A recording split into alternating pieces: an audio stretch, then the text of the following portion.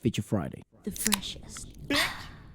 This is really cool. So the first artist that we're gonna check out today, it's Myriam Fares, and I apologize in advance if I am killing these names. You roll the R's in Arabic. You do? I'm asking. Oh, okay. I don't know. You sounded very confident there. Yeah, but she is from Lebanon. Lebanon. Lebanon. Is it Lebanon? I think so. Perhaps. Maybe I'm just. Well, nice. Well, let's give it a watch. Yep. Let's have a look. And this song is called Goumi. Goumi or Goumi? Goumi? I don't know. Let's have a look. It has captions too, so Holy it's exciting. shit. It looks like a game. Cool. Enjoy your life. Every moment is a blessing. Indeed. Myriam Fares. That's coming out of those speakers, It's man. really cool. Oh. It is. I was like, why is it... How is it coming in the front and not in the back? That is very funny. That's like some videos have 4D audio. 4D audio. Or 3D. I don't know. But it's like you feel it from all over the place. Oh, it's 3D. It's not 4D. Because 4D would be... Like, I don't know, you get splashed with water or something. That's how those 4D theatres, do you remember those?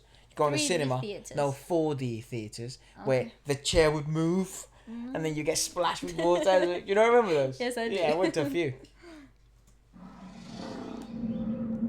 I watched a horror movie like that once. Oh, It was horrible. terrible. Very traumatizing.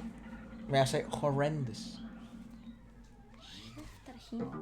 Ooh, cool. Oh, that sounds so nice. Damn. Ooh, hey. Holy Oh my shit! god, her body is incredibly beautiful. Gumi, gumi.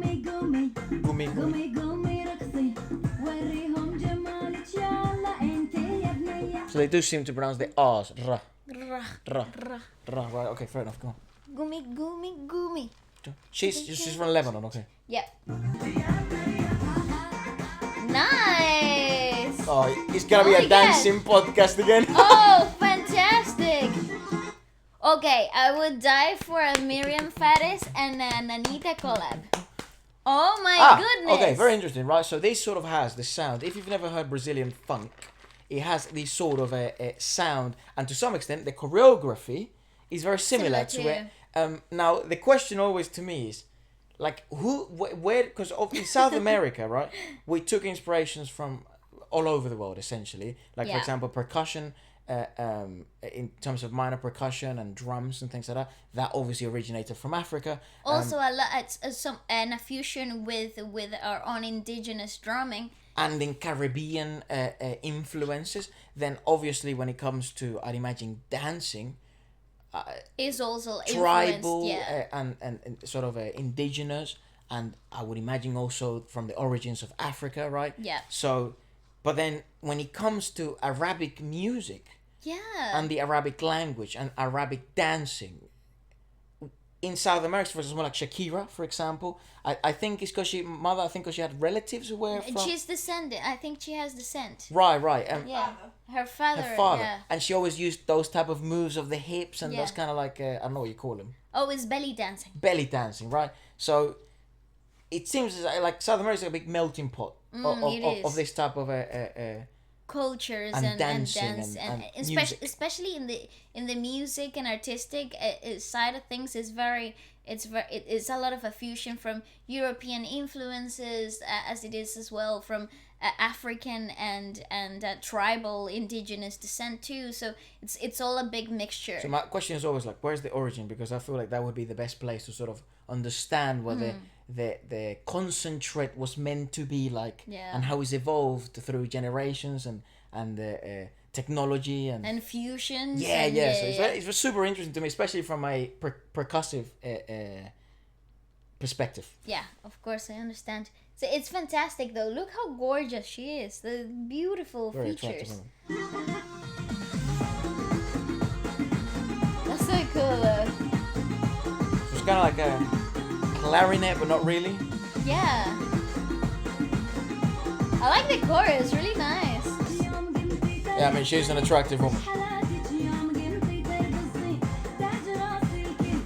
Also, the rhythmicality, singing-wise, with the rhythmicality from the percussion is so very juxtaposed. They're doing something totally different. She's pulling back on those singing lines, and that melody is just sitting right on top of things, but it's kind of constantly pulling back, like right behind the beat. It's like right at the end of the bar. It's as if it wasn't natural. Like, I don't know how that she feels so comfortable doing that. It somehow feels a little unnatural listening to it, right? And there's also that opposing melody that's coming from the clarinet. I want to say clarinet, but I know no idea.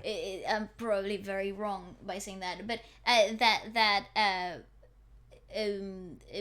wind instruments, you just coming through with such a distinct melody that if you took away the vocals, you would think that's the main source of melody. But when you add the vocals, she's sitting right in between the melodies and the harmonies of the wind instrument. So she's right in between. So it's giving you a lot of tension, a lot of suspension throughout the phrasing of the singing itself. It's really intricate, and nothing in here sounds easy. Yeah, it's certainly not simple, right? Yeah, it doesn't, and this is pop music. This is what people listen to, right? So this is really, it's really fascinating to me. It's let's keep letting so the song intricate.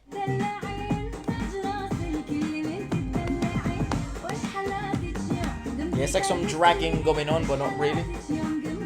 But definitely in the vocalization of it. See, she's right at the end of that. Ooh, cool!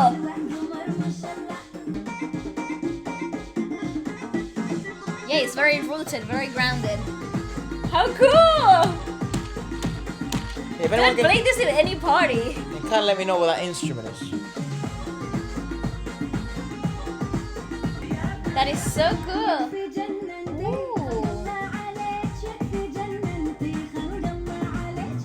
There's lots of meaning certainly behind all of these. Yeah, definitely.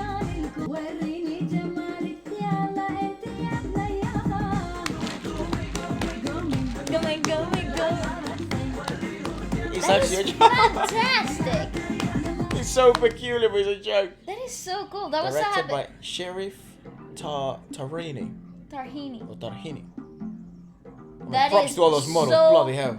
Fantastic. That could be a Vogue photo shoot, right? Literally. Can we have a moment for how small her waist is? I'm obsessed. And that looks like a game. That is so cool. I thought it was CGI. I would imagine there's meaning behind everything. So if you do know, maybe if she's spoken about Myriam Music is her own label, produce management stuff. Woo-hoo. That is sick.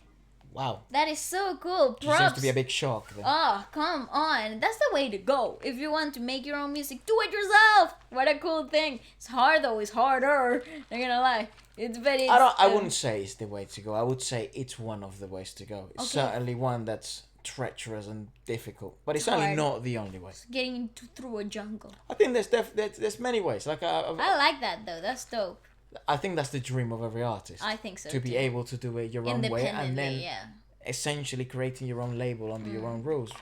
But then, ironically enough, you've become a label, so yeah. To some extent, where you've been running away from, now you're it. I don't think it's like running away from it, but it's like having control. You didn't want to choose.